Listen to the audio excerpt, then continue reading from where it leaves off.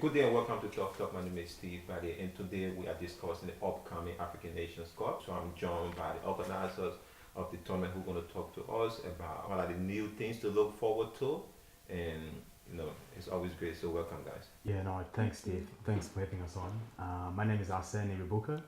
I'm the African Nations Cup coordinator with the African Communities Council of South Australia. My name is Elizabeth Taban. I'm a student and I'm also a player in the South Sudanese women's team. Hello, my name is Maymuna. I'm a mentor for Miss Africa and I'm also playing for the African Nations Cup for the South Sudan team. So what's new this year? What can we look forward to? Something new this year is for the first time ever we're going to have African food at the venue. Oh, okay. Yes. So that's something, as far as feedback, people have really been wanting to have, elements of African culture that goes with the football, high quality football that gets played. But something even better than that is the introduction of 4 women teams. Oh, 4 women teams. So last year was how many? Last year we basically just had an exhibition team, and so it was basically just, it was organized haphazardly. It was basically, do you want to play? Let's get you in a shirt. Okay, let's go play. But this year we're doing something a little bit more organized. And so I've got here Maimuna and Liz just to be able to talk about more in terms of how these teams are being organized and what input they've had as far as making that competition happen or that element of the competition. Yeah, of course. So Maimuna and I have incorporated the women's teams and we've gathered different girls from different ethnicities and we've basically tried to organize different teams. So we've got a South Sudanese team, a Liberian team, a 3 Nations team that's got a mixture of Somalian girls, Eritrean girls and Ethiopian girls. And we've also got a Congolese team.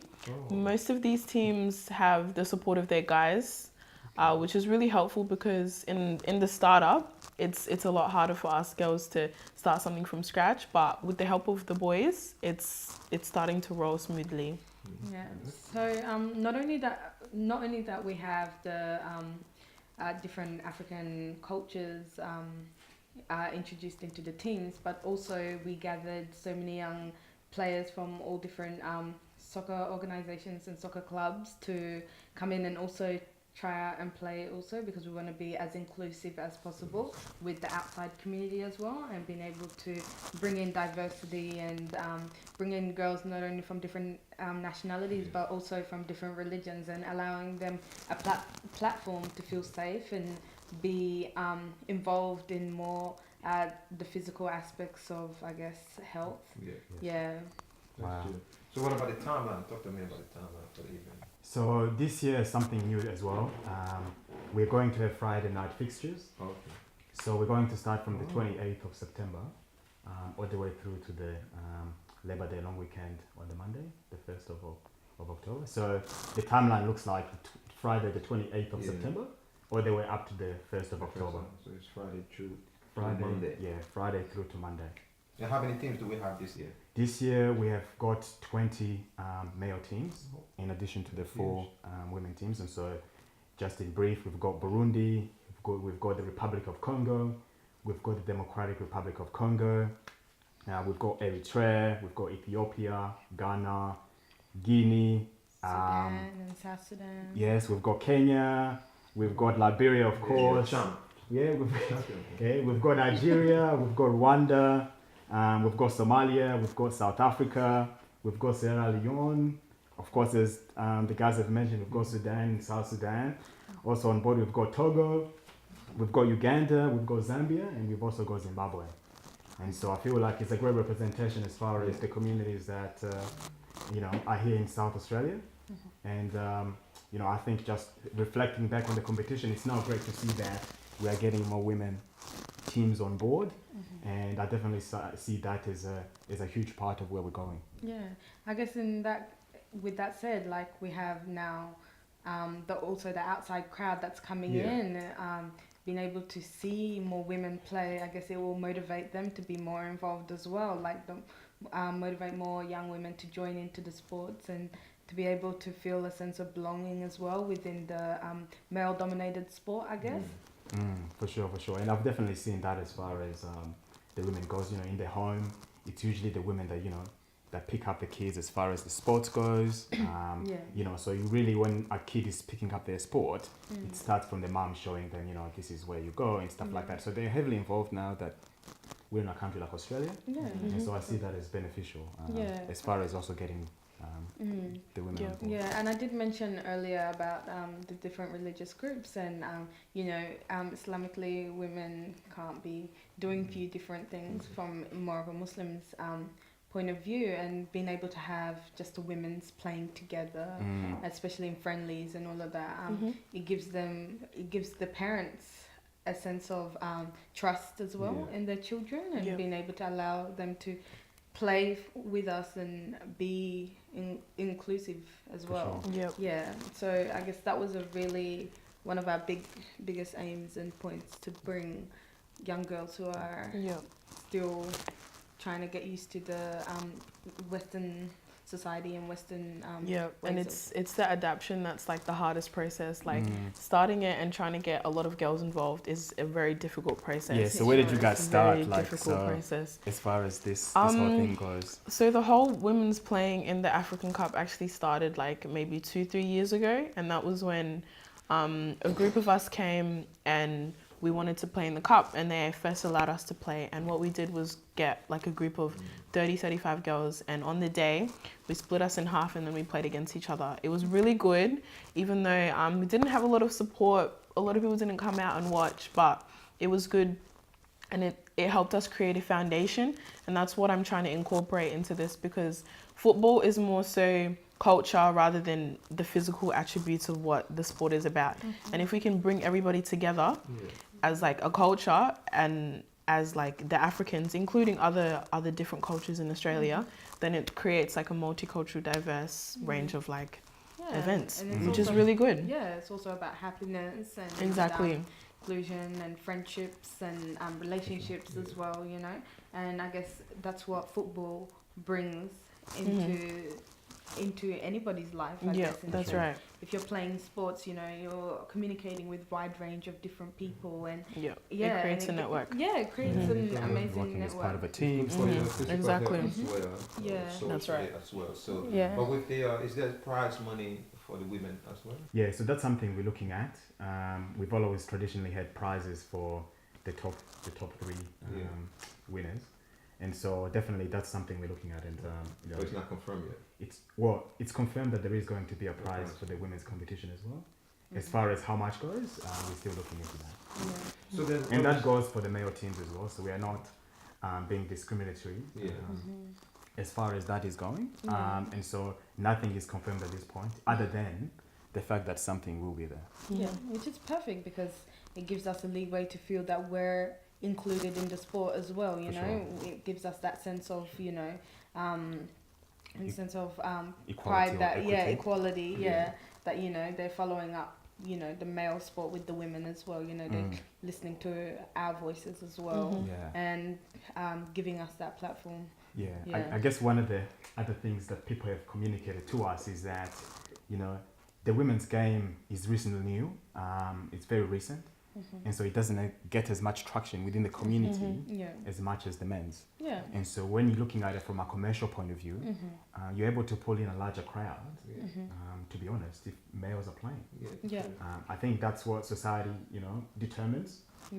It's not a perfect market, but we are definitely doing our best to be able to ensure that what we are presenting to the women's competition is something that can be equitably seen across the males as well. Yeah, of course. So let's be specific about the timeline in terms of what's going to happen on which day. Like, so Friday, I know. Do you have the group stages on Friday, and then when is the semi-finals or quarterfinals?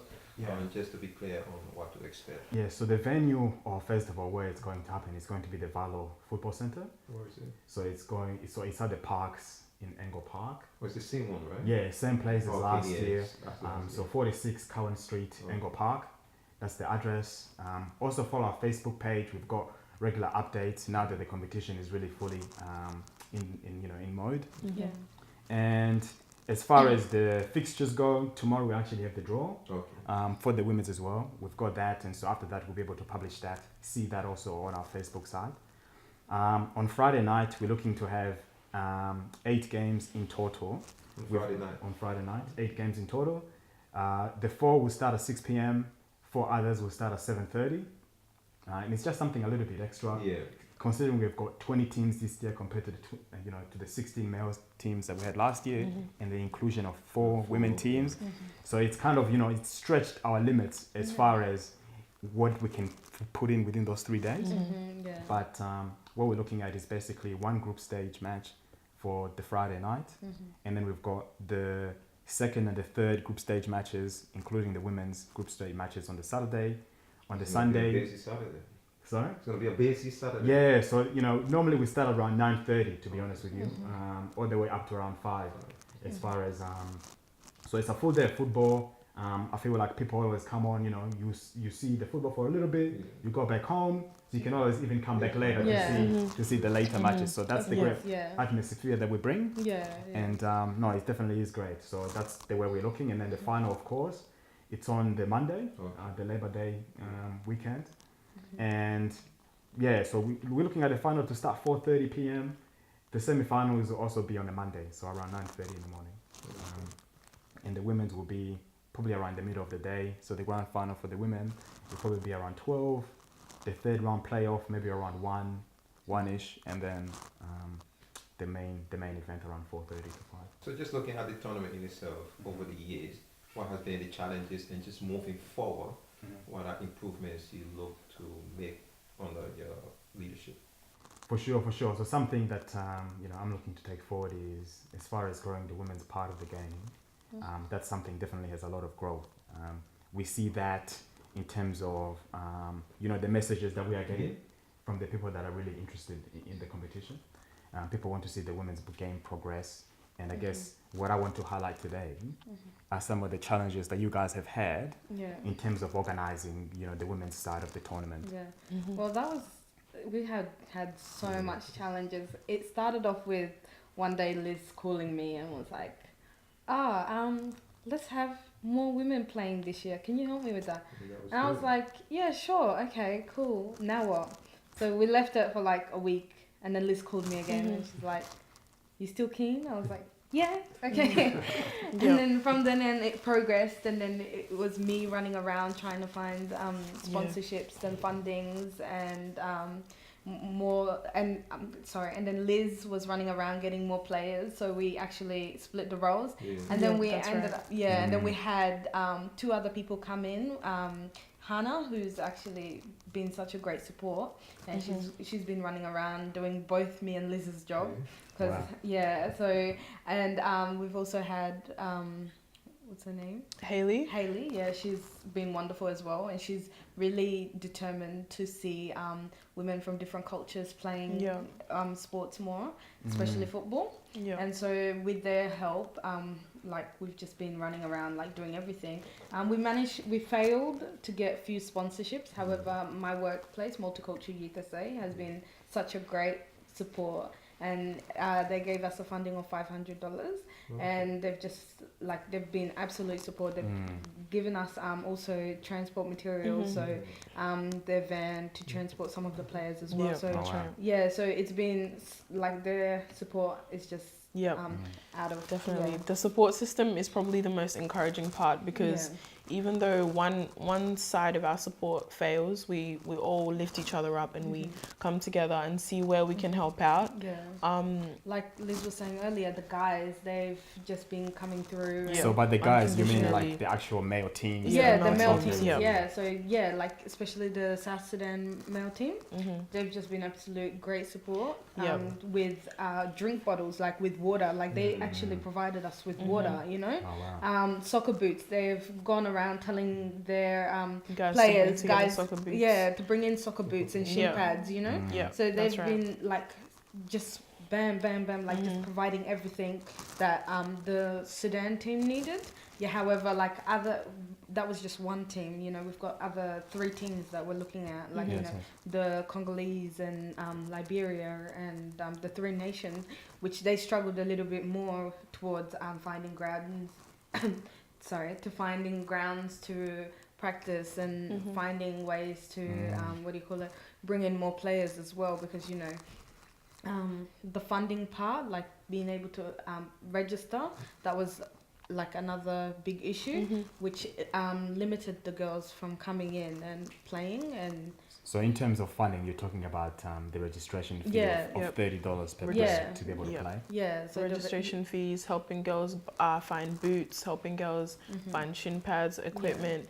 It's very hard. Yeah, because some of those girls have never played like football, like have never, or like it took them a while to get into the sport, Yep, you know? yep. What would you say to girls or parents who are reluctant to allow their girls to play soccer? Maybe Yeah. is it about professionalism? Some girls might want to play, but might feel, oh, I'm not professional enough, or I'm not good enough to. Oh, I guess it's not that. It's not just professionalism. It's also that barrier of, you know, everything that we as a multicultural women have to do, you know, being more of a housewife. Yeah, and, that's right. like being at home, like caring for children and all of that, and not having that platform to be able to do all of those outside things, because you know, traditionally women weren't meant to be doing sports and stuff, Yep, you know, that's so right. that was one of the big barriers, you know, especially for like the Muslim African sides, you know, that was one of their hardest, like especially the Eritrean, Ethiopian, it was really hard to bring them out because their parents are like, oh, guys are going to be watching you out there, you know. Oh, wow. Yeah, so like, you know, and you're going to be wearing shorts, you know, so it's the uniform was really hard. So like, you know, we told the girls, if that's hard, wear pants underneath, or wear something underneath that's going to help you out, you know, or being able to call the parents up and saying, you know, it's a safe sport, the children aren't getting into bad behaviors, they're just all, you know, doing good things, they're just trying to maintain their physical fitness plus forming friendships. And Wow. So how did you guys organize the teams into those categories? So how did you get the Liberian, you know, girls together? And then how did you get the Congolese girls to be, you know, organized self-entities in a way? So with that, it was very difficult because I had to actually like privately talk to each and every girl that I involved into the team. Jeez. And because and because I come from a background of football, so I'm always at games. I play for NPL myself. I play for Salisbury Inter. Oh, wow. So me talking to other girls from other clubs, African girls, and asking them if they want to share this vision with me, that was how it all started. And I know a lot of girls from other clubs. I know almost all the African girls that play NPL. So I just messaged them and I told them if you could help me out, make a team. It doesn't have to be with professional players that play club football. It's just anybody who wants to have a kick around. And it was hard to create the emphasis and tell the girls that it's not about playing and winning. It's actually about participating and playing as a team and getting people recognized and getting people to understand that we are women and we can play football. Yeah, and in like with that case, like Liz found it like complicated, like hard to get a lot of players because each player had problems with another player, and it's just that was one that's the thing about women, you know. Like women always hold so much grudges, so it's like they didn't want to play because this one was playing, and you know. As for the guys, it's like I'm playing, like cool. No. Some of the guys are drama queens as well. I'll tell you that. Okay, let me just can I last one before I let you guys go. Well, any final thoughts? Yeah, any final thoughts. I just want to encourage people to be able to attend. You know, like our Facebook page for regular updates. It's the African Nations Cup of South Australia, and I guess, you know, having Liz and Mamona here, you know, it's kind of a you know, it's a good thing because, you know, as the organizer or the coordinator, it's not something that I've really thought about in terms of, you know, growing, and so it definitely really pays, you know. So I want to say thank you to them for bringing this to our attention. And so we're definitely looking at, you know, incorporating their thoughts as far as, you know, the vision for the competition.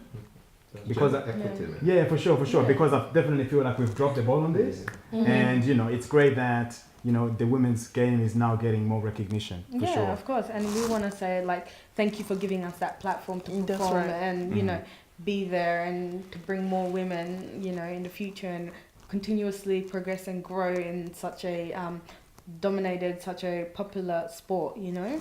And so thank you for that platform. Cheers. And thank you, Steve, for having us on your always. Thanks Hassan, Liz, and Mimona. Thanks for coming. As usual, like our video, make comment and share our page and video.